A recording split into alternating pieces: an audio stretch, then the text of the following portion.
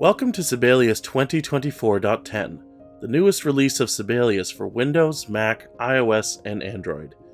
I'm Justin Toki, Senior Product Designer for Sibelius, and I'll be your guide through the new features and fixes.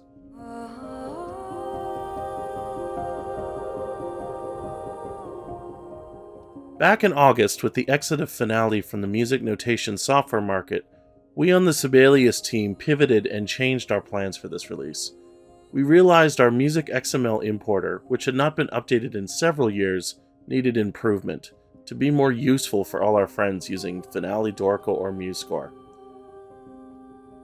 We have included proper support for the group name tag in MusicXML. These tags have a variety of uses, but are mostly used as instrument names across more than one staff. Finale and Sibelius do this a bit differently by convention. This example will explain. Here we see two clarinet staffs for the three different clarinet players. On the top staff, clarinets 1 and 2 share a staff with the ordinal numbers stacked. In Sibelius, this is placed in the staff name, while the shared clarinet is the instrument name. It is shown between the two staves using an additional staff attached to the top instrument staff. In Finale, this convention is reversed. The staff name, which is equivalent to the instrument name in Sibelius, takes the ordinal numbers, while the clarinet goes in a staff group name. You also see this when a single staff needs stacked ordinal numbers, which in effect requires two different text objects. Finale users have often co-opted the staff group name as a single staff group for this purpose. When importing a MusicXML file from Finale, Sibelius now understands this convention and converts the Finale way to the Sibelius way properly. As seen in this orchestral example, the woodwinds and brass are now interpreted with the correct instruments. There has always been an ambiguity of what bass means when identifying an instrument. Sometimes it is used to mean the bass voice, and other times a bass instrument like a classical contrabass or a bass guitar. We've now tightened how Sibelius interprets this by assuming bass alone is now voice, but also checks if the strings.contrabass sound ID is present in the MusicXML file, which means Sibelius will choose a contrabass with an octave transposition. This will work with more modern files which support MusicXML 3.0 and later. In conjunction with the better instrument choices, we fixed up some bugs with brackets and how bar lines are joined together. Look at this orchestral example again. You can see in the original the brackets were all kind of wonky, and all the bar lines were broken vertically. Now they're all interpreted correctly and match the source file.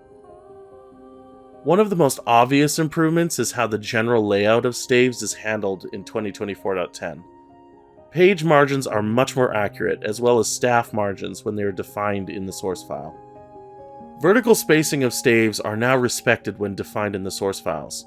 Staff justification, which is Sibelius's feature to vertically spread staves out across a whole page, is disabled in these instances, so the staves are spaced with absolute values.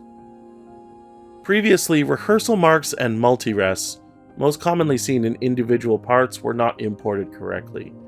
Rehearsal mark style, such as if they use the letters, numbers, or measure numbers, now retain that style. Multi-rests also collapse properly because Sibelius now turns on the multi-rest option if they are present. There are several smaller bug fixes to the MusicXML importer, such as fixing a rare crash on macOS when importing. We've also improved the error handling when a MusicXML file has a malformed schema. The importer will now report back the line number where the error occurs, and not break the import process. Keep in mind this is not the end of the road for MusicXML. In future updates, we will continue to optimize and improve the importer so your scores come through to Sibelius as close as possible to the source files.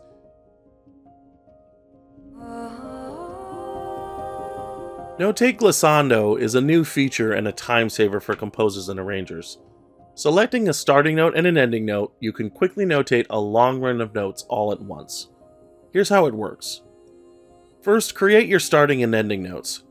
The start can be any duration, as all the time between the start of that note and the start of the ending note will be used. Select both notes. Select Notate Glissando from the Note Input tab on the ribbon. You can also use the commands in the command search. Choose between diatonic or chromatic and watch as Sibelius will calculate all the notes required to fill that space. Now you can add a slur if you like, or Sibelius will even retain one that had already existed, as well as articulations on that end note, as commonly seen in these types of figures. The diatonic option will respect the current key signature, while the chromatic option will add every chromatic half step between the two pitches. Sharps are preferred in ascending glissandos and flats for descending. The clever part is how Sibelius will calculate the number of notes required and make tuplets if necessary to fit the duration. Sibelius will also respect common rules of how tuplets should be written to the meter. Tuplets are written on a beat-by-beat basis, even respecting compound meters. If you prefer to show the tuplet ratios explicitly, you can also display these with the inspector. Notate glissando solves a common problem that happens when you're in the middle of composing and you need a big flourish. Before, you would need to mentally calculate the number of notes required. Now Sibelius does it all for you in one button. A few smaller points to mention for Sibelius 2024.10. Sibelius is now fully supported on Mac OS 15, known as Sequoia. Tuplets will now remain selected after changing a voice, making it more consistent with other editing actions. Sibelius will now respect fractional DPI scaling in Windows, such as 125%, 150%, and so on. On Sibelius for mobile, long command names are no longer cut off in the command search with the new text wrapping.